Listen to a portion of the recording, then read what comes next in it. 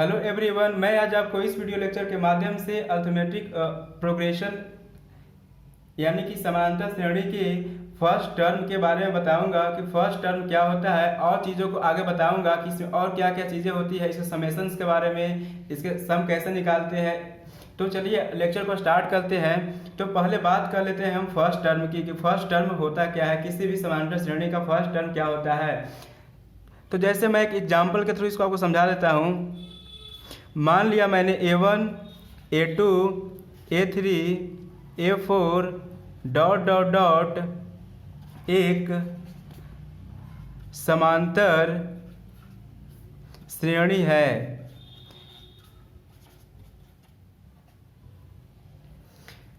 तो जो यहाँ पे A1 है, A1 इस श्रेणी का फर्स्ट टर्म होगा, मतलब पहला पद मतलब फर्स्ट टर्म। उसी प्रकार बात करें A2 की, A2 इस श्रेणी का द्वितीय पद होगा, A3 तृतीय पद, मतलब इस तरह आगे बढ़ता जाएगा। एक चीज़ मैं इसमें आपको और बता देता हूँ कि अगर आप A2 माइनस A1 करोगे तो आपको डिफरेंस कुछ ना कुछ तो मिलेगा। उसी तरह A3 में से जब A2 को घटाओगे तो कुछ ना कुछ डिफरेंस मिलेगा।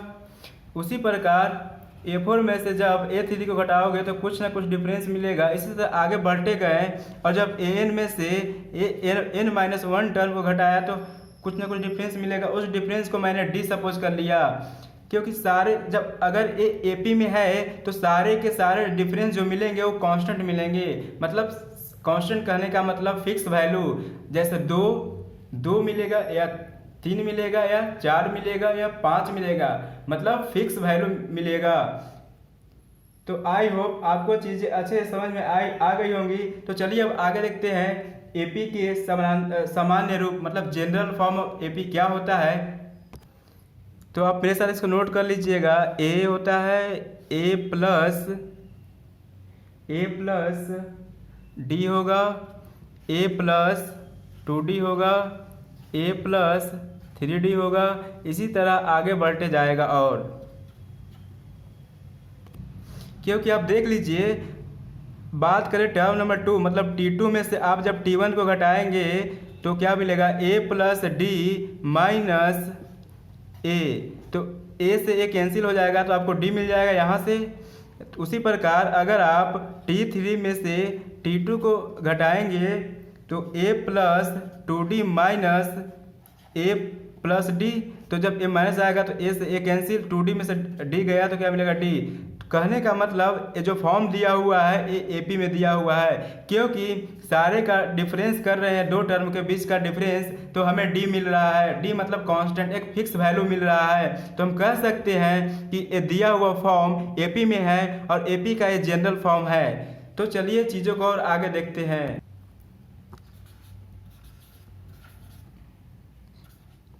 ए क्या है यहाँ पे, मतलब वेयर मतलब जहाँ। ए क्या है, ए है फर्स्ट टर्म मतलब पहला पद, फर्स्ट टर्म मतलब पहला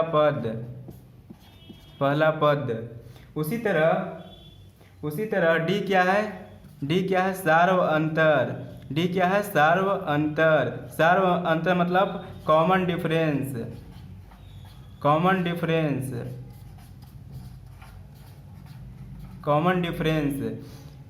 आई होप आपको चीज़ें अच्छे से समझ में आ गई होगी। तो चलिए इसे और आगे देखते हैं, आगे क्या क्या और होता है।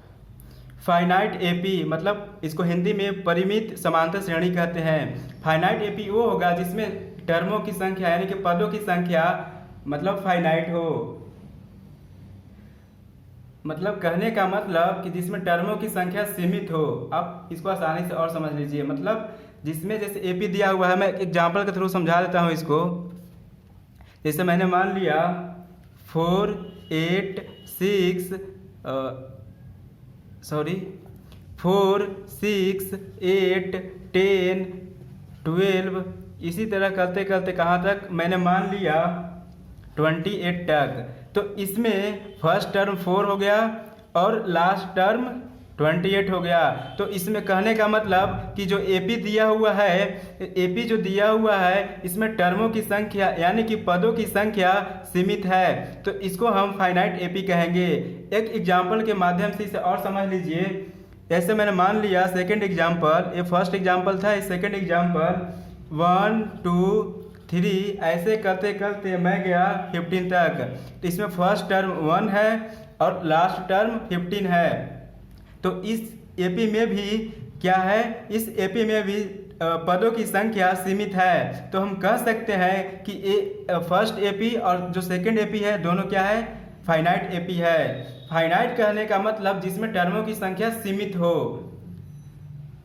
तो चलिए इसके बाद अब देख लेते हैं इनफाइनाइट एपी क्या होता है। एक चीज में आप नोट कर लीजिएगा, जिसमें टर्म की संख्या, मतलब मैं इसको हिंदी में लिखवा लेता हूँ, जिसमें पदों की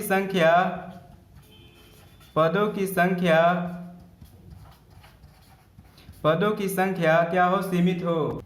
पदों की संख्या परिमित हो मतलब फाइनाइट हो, मतलब सीमित हो। इसमें पदों की संख्या परिमित हो से क्या कहेंगे, फाइनाइट एपी मतलब परिमित समांतर श्रेणी। तो चलिए अब आगे बढ़, अब बात करते हैं इनफाइनाइट एपी। मतलब इनफाइनाइट एपी को हिंदी में अपरिमित समांतर श्रेणी कहते हैं। वैसा ऐसा श्रेणी जिसमें, इसको लिख लीजिए आप पहले, जिसमें पदों की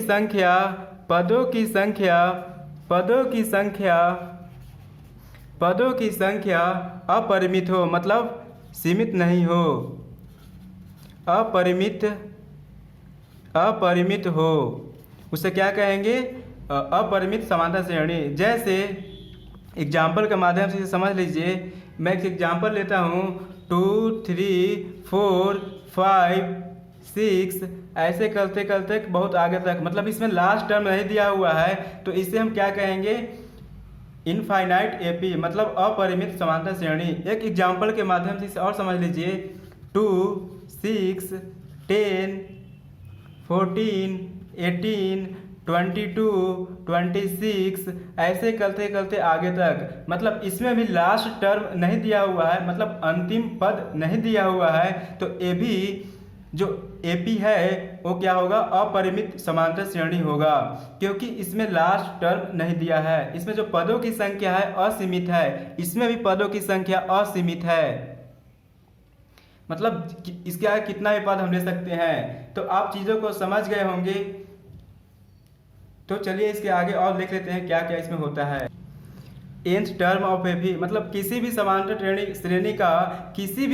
श्रेणी का nवां पद कैसे निकालते हैं। तो आप पहले इसको जान लीजिए कि इसे tn से डिनोट किया जाता है, tn से डिनोट किया जाता है, tn से डिनोट किया जाता है। डिनोट मतलब निरूपित, इसको हिंदी में निरूपित कहते हैं। डिनोट को क्या बोलते हैं हिंदी में, निरूपित। मतलब इसे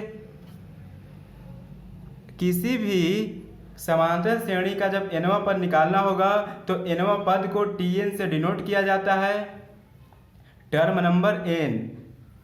tn का मतलब यही हुआ, टर्म नंबर n। इसका फॉर्मूला होता है tn is equal to a plus n minus 1 into d, जहाँ मतलब वेयर, जहाँ एक ए है फर्स्ट टर्म मतलब पहला पद मतलब फर्स्ट टर्म, और एन क्या है, एन नंबर ऑफ टर्म है, एन पदों की संख्या है। लिख लीजिए इसको आप, पदों की संख्या, एन क्या है, पदों की संख्या है, नंबर ऑफ टर्म, और डी क्या है, डी है सार्व अंतर यानी कॉमन डिफरेंस, सार्व अंतर यानी कि कॉमन डिफरेंस।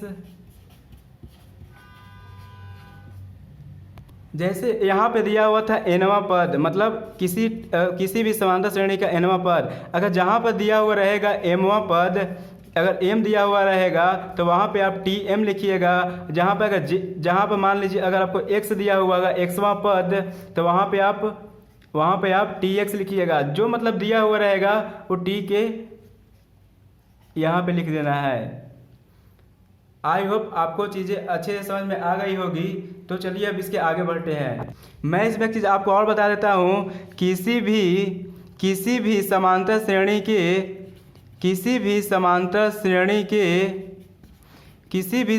श्रेणी के अंतिम पद को, मतलब लास्ट टर्म को, किसी भी समांतर श्रेणी के अंतिम पद को L से भी डिनोट किया जाता है, मतलब निरूपित किया जाता है, डिनोट किया जाता है। आप इस चीज़ को भी याद रखिएगा।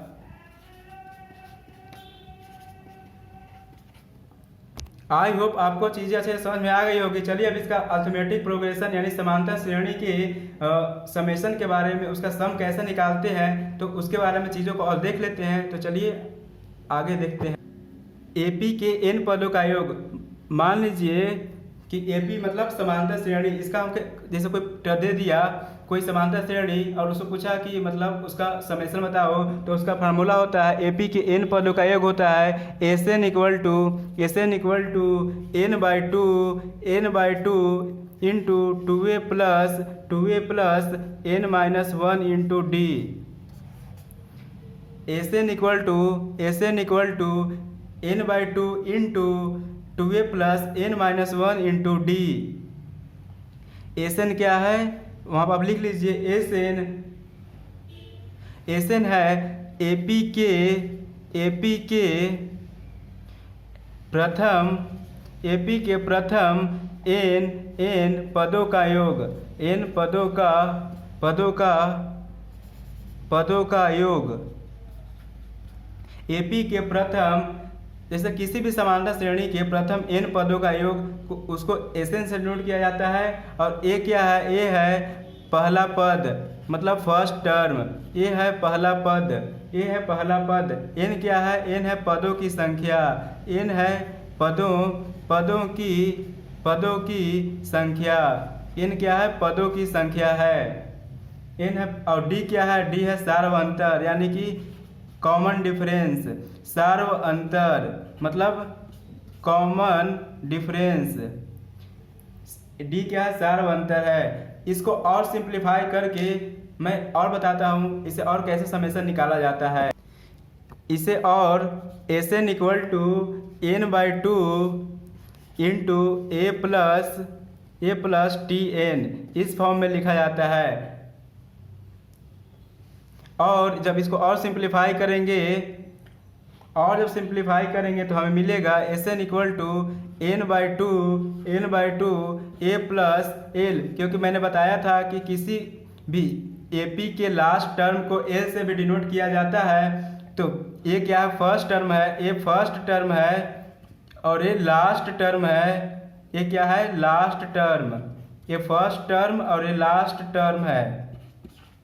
अगर किसी भी AP में अगर फर्स्ट टर्म दिया हो और लास्ट टर्म दिया हो, तो आप इस फार्मूले के माध्यम से आसानी से किसी भी AP का समेशन प्राप्त कर सकते हैं। आई होप आपको चीज़ें अच्छे से क्लियर हो गई होंगी। तो मैं इस पे जो क्वेश्चंस होंगे अगले लेक्चर में लेकर आऊँगा। तब तक आप इस लेक्चर को एंजॉय कीजिए और अच्छे से समझिए, और वीडियो को ज़्यादा से ज़्यादा लाइक कीजिए, शेयर कीजिए एंड सब्सक्राइब कीजिए। तब तक के लिए धन्यवाद।